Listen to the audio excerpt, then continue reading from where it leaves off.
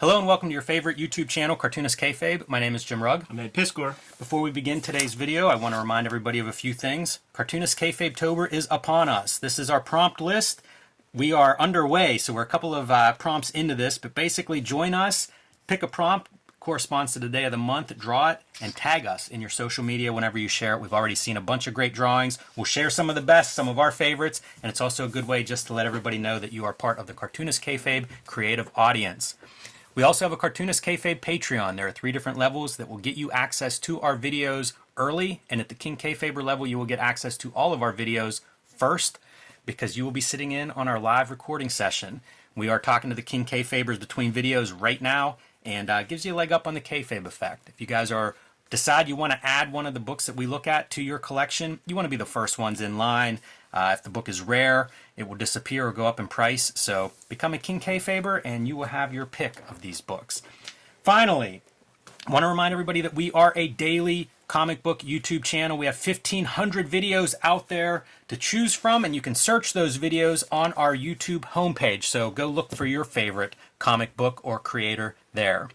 All right, Ed, we are diving into advertising, one of my favorite topics. This is a book by Fantagraphics. They put out, I think, 2 years ago, Comics Ad Men.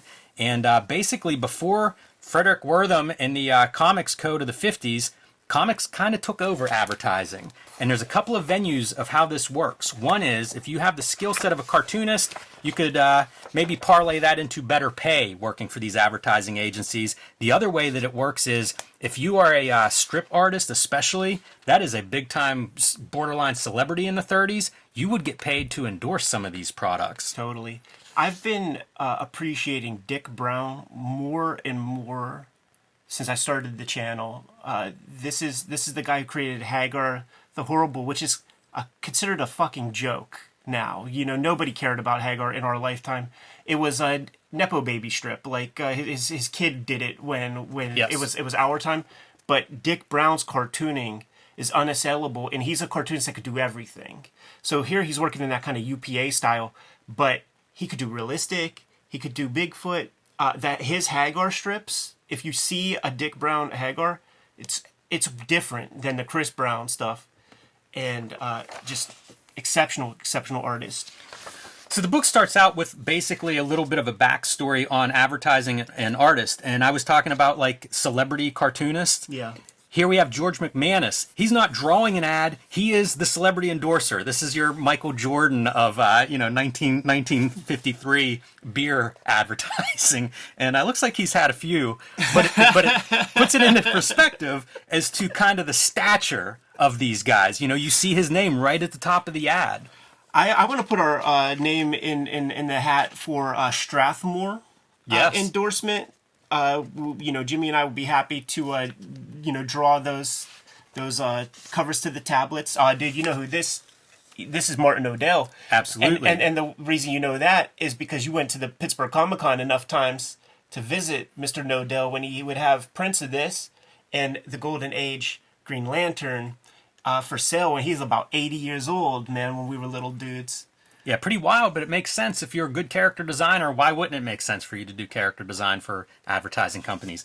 The three rule of 3 there in your design, kind of interesting. Noel Sickles, who did Scorchy Smith, and we'll see more Noel Sickles as we go through, but leaves a couple of years in doing comic strips and then goes off to an illustration and advertising career as very, very successful. So again, this is kind of the background for this time period and what people were doing, but it really speaks to how much the versatility of comic book artists and cartoonists, how great it was. Here's how you were such an expert on your little Savage Dragon spiel right here with C.C. Beck's Captain Tootsie gimmick. How about that? Now you can see this Captain Tootsie in the almost monthly adventures of Savage Dragon, which is just really weird to think about, like this is where that character started. Isn't this beautiful, though? And doesn't it make so much sense that with this grand tradition, that would be something that lifetime student of comics Chris Ware would make note of himself without the help of this book or something, and then do those very robust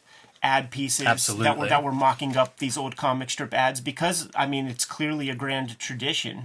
Yeah, absolutely. And this is a great article because it's completely cited very clearly. I'd I like always to appreciate that. I'd like to put our name into the hat for the Palomino Blackwing pencil, the pencil of the stars.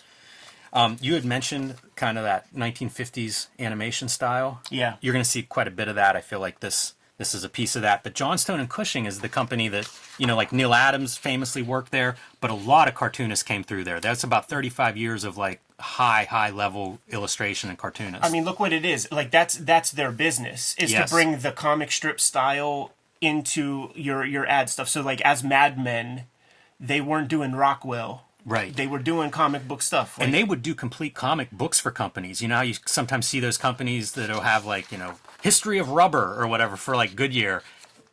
It probably came from Johnstone and Cushing. when we went comic digging with Michelle Fife in town, and we were down at Ides, I picked up a book, a Charlton magazine book called something like Emergency, something like that, and it's a Krusty Bunker production. It doesn't say Continuity Studios anywhere. All the names are the players that you recognize from Continuity. So Neil Adams was packaging stuff before he had his own self-publishing imprint or whatever.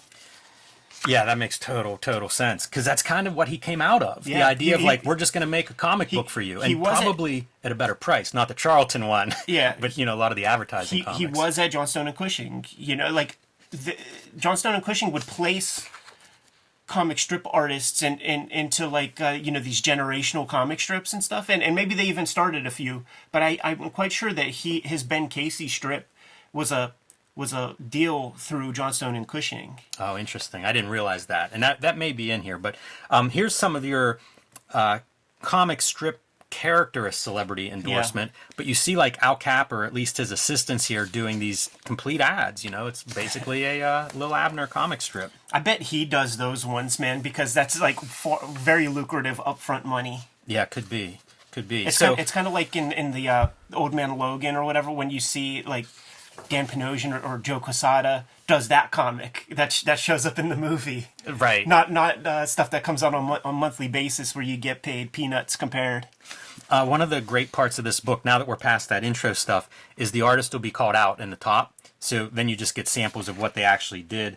And a lot of these artists are people you know. Frank Robbins, of course, Johnny Hazard, and Batman. Johnny Hazard went on a long time, longer than people might even realize. And he might have been writing Batman comics or drawing them while doing Johnny Hazard.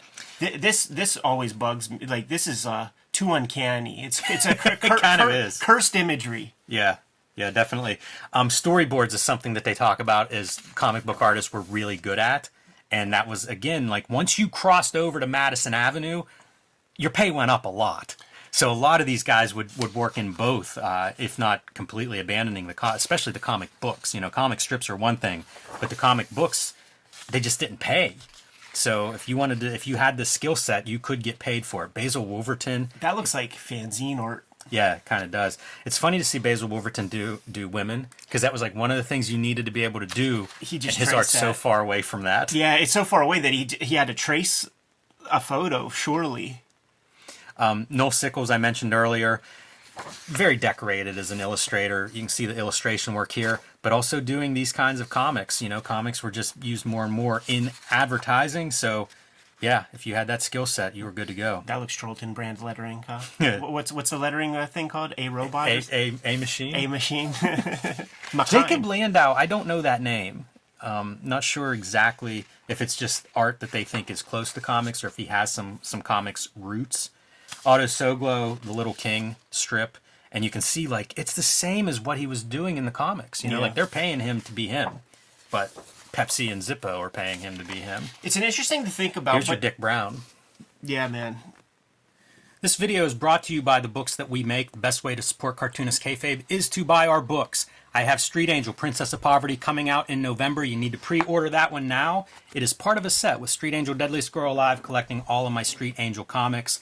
October 26th, I will be selling my self-published comics on jimrugg.com. That includes True Crime Funnies, the BW zine, and the 1986 zine.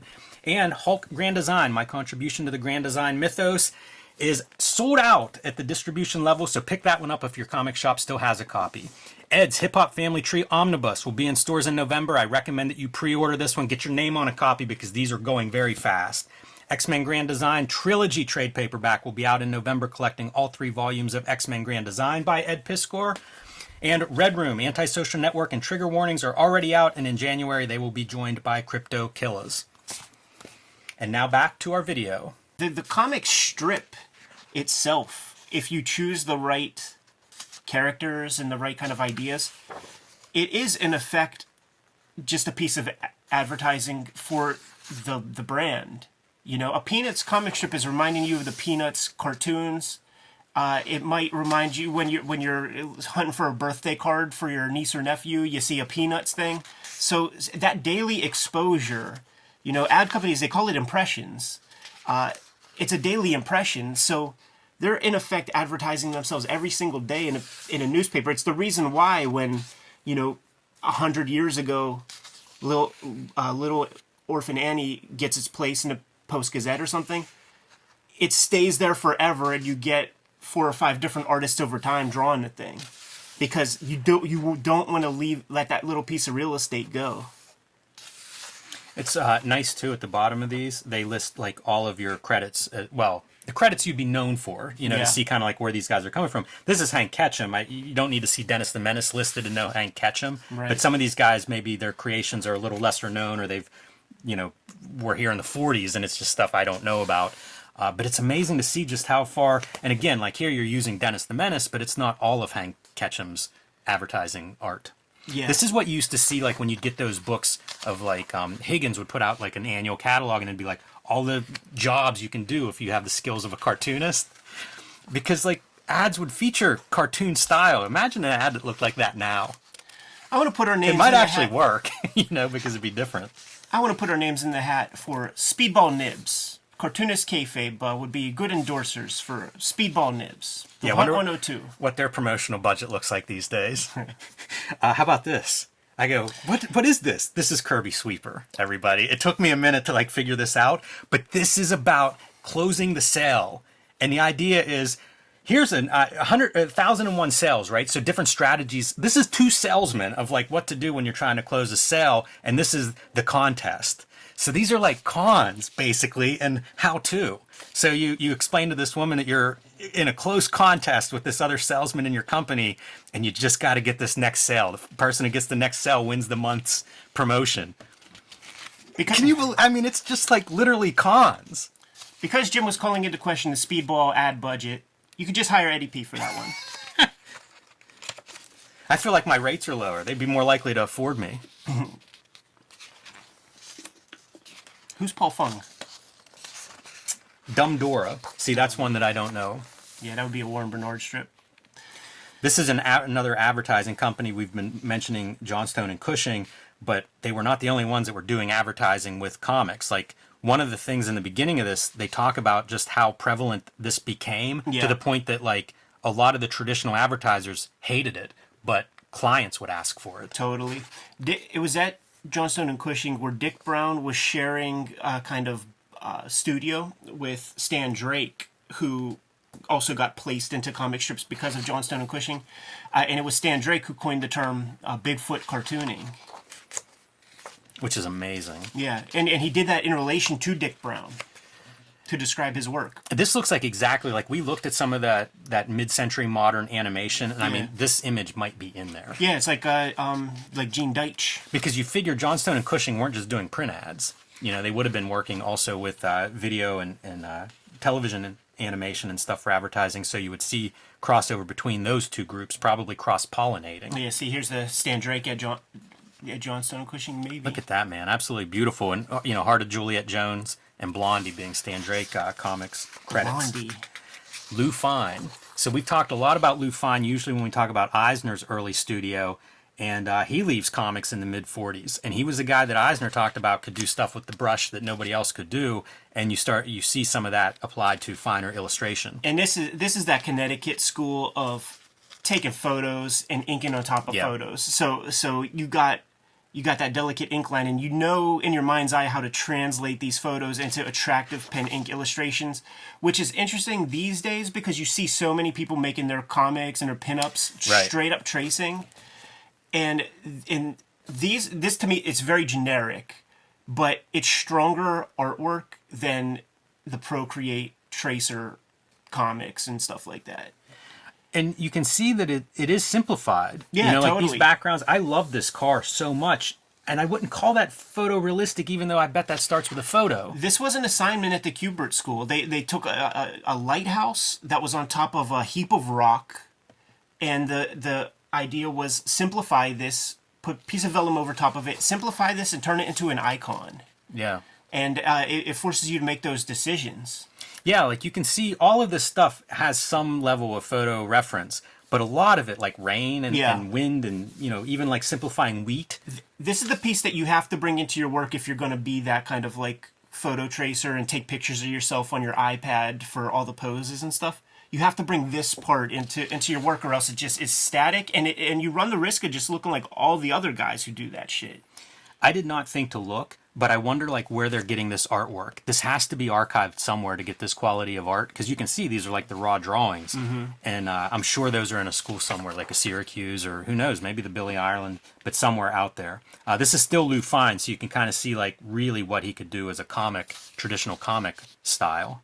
Oof, you know the company asked for a Prince Valiant type comic. Yeah, 100%.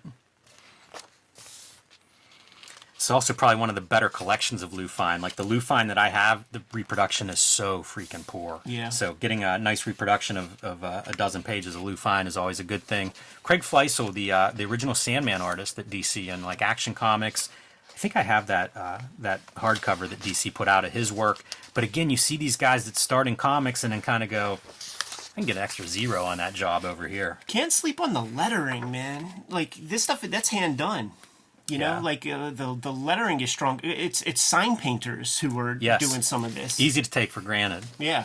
Because it looks so professional. Like you see it in today's world, that's a font. So it's kind of like, yeah, just keep going. But yeah, you're 100% right. Those are really, that's a skill that's just not around today.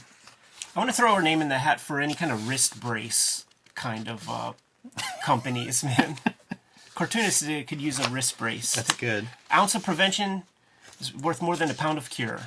This is Bob Bug, who I don't know the name, but I always look at the... Do you know Bob Bug? His name came up in the Jaime Hernandez shoot interview because Bill Sienkiewicz mistakenly thought that the guy who did, like, Little Archie... It was basically the Harry Lucy comics before Harry Lucy's name. Gotcha. So not the Little Archie, but the Bob Bug was the name that first came up. Interesting. You say that, and I'm looking here, and it's very attractive cartooning. Right, and you could see the kind of animation of a and the life, things going on in the panel that could maybe make Sienkiewicz mistake this guy for Harry Lucy. Yeah, and his credits were The New Neighbors and Popular Comics. So again, talking, a lot of stuff came and went and did not necessarily leave that mark. How much do these remind me so much of like the Milt Kniff School? Oh, totally. Yeah, that Frank Robbins stuff. Like it's on the front cover, and like you could look at that and be like, "Oh, that's Kniff," but look right here, it's not. It's Alex K. Look at the drawing in the background, like that lady going through with her skirt all drawn and everything. It's really impressive. And this is a very hard thing to do too. I remember reading about Steve Jobs and the original Apple logo, where it's the no holding lines, a bunch of colors doing the rainbow Apple. It's hard to register that. So like even cutting the separations, they even get better production values at that level. Yeah, definitely a lot more money there. George Russo's, you may know from Marvel credits. Inked Kirby. Yeah. I also wonder, like, where do these ads run? These are like full page ads. Yeah, they would be in magazines. They would also. This is Neil Adams now. So starts with Tom Schur, a name I'm not familiar with. But you see like a young Neil Adams then takes on, and you can kind of see how he would get into comic strips if this is the level of work that he's producing on this kind of ad, like a portfolio piece for that. In his later years, like he's taken you through Continuity Studios. There's videos you can find on YouTube, and he's showing off some of his Ben Casey stuff. And he talks about like the 3 or 4 different photos that he took to achieve this one panel. Right. Neil Adams here. Dick Ayers with Continuity Associates. Oh, stuff. So crusty bunker hands. Basically taken over because Johnstone and Cushing goes down. I think one of their partners dies. I think the other one, like the son, takes over, and it's just not the same. It doesn't last that long. So kind of a good opening for a Continuity Studios to show up. Mort Meskin, a name that you hear associated like with Kirby early on. Again, another guy who just finds the grass greener outside of the comic book business, and hard to not understand that. And I imagine this, you can see its markers. I bet you this is a lot different color here than it was the day it was created. Right. Because those markers in the 50s, not a lot of archival quality. Speaking of Kirby, here, Joe Simon doing advertising. So again, you know, as markets came and went, you had to get work wherever you could, and this is the famous Wally Wood ad. Absolutely, man. Super famous. Yeah, the Alka-Seltzer. That's wild. It's so funny to think of ads being that way. It's iconic, and it like informed a lot of cartooning choices that you know came later. Yeah, and celebrated in the advertising world an art director's club medal. So at a time when this is a really competitive field, doing super well there. Hostess ads. And they talk about the Hostess ads. Interesting bit for me is that those were done by all these different companies. Marvel, DC, Archie Harvey, and Gold Key. I would love a collection of those. I think about like... I think we're going to be getting one next Heroes Con, by the way. I always think like, what are the dream, like, make me PDFs of this stuff and do one of all the Hostess ads would be great. And include the weird Watchmen Hostess ad that somebody made. Because I don't know if you've ever seen that, but it has like where lettering has come off. And it's a very great detail. I'm sure somebody can Google that and find it. Dan Clow's doing OK Soda. He was not the only guy. You know, Charles Burns did some of this. Charles Burns did other stuff too, though. He did a Altoids. Altoids, yeah, that used to be in comics I would buy in the early 2000s. Like you'd see that page. Proper magazines, Entertainment Weekly and stuff. Man, Jack Davis could be 10 volumes. I was gonna say you could do several books bigger than this of Jack Davis. He did this one piece that I found not too long ago. It was WNBC Howard Stern with Don Imus. Nice. Wow. It was actually a campaign. He did like maybe 5-6 different pieces. I always say, like, Jack Davis is the guy. Like, for comic book artists that are illustrators, like, he did so much work. You know, this is Jack Davis here. It's funny because they don't even have his iconic stuff. To me, it's like, there's that one bubblegum that has, or no, like, did he do the Spalding one? He did do Spalding, yeah. Yeah. He would do one, I think Dr. J might have been in it. Right. And, you know, Slam Dunking a Basketball. Yeah. Spalding or Converse. I don't know. I think it was Spalding sounds right to me. It was Spalding. It was him, and it was that dude that would shoot the foul shots underhanded. Oh, Rick Barrett? I can't remember his name. I know who you mean. Shaq would always shit talk him when people would be like, Shaq should shoot this way. I'm never shooting that way. Well, everybody should. Like true. when you run the numbers, like everybody should throw their There's your Lou Fine ad in color on the back here. But it's a heck of a list of contributors, and I mean, they probably could do 10 volumes of this for all the comics artists who worked in advertising. But it's a great sample of a time gone past whenever, if you don't have the comics code happen, imagine where the American comics market goes. Yeah, totally. And we do have an agent, so if anybody wants to hire the Cartoonist Kayfabe Kings as admin, we don't come cheap. That's right. Good to go? I am. Kayfabers, like, follow, subscribe to the YouTube channel. Hit the bell so that we can notify you when new videos are available. Cartoonist Kayfabe-tober is upon us, 2023. These are your drawing prompts. Make sure that you tag us, add us. Make sure that we see these pieces that you put together so that we can share those with our audience at large. Boost your numbers, get your name out, and it's always a pleasure to see what you guys come up with. We are a daily YouTube channel, and with more than 1,500 videos in our filmography at this point, some stuff might have slipped your radar, and we might have talked about your favorite comics. Give the channel a search for your favorite titles, check out those episodes, and if we did not cover your favorite comics, put something in the comments, let us know what those comics are. We can push those comics a little bit higher on our to-read piles. The videos are supported by the King Kayfabers on our Patreon.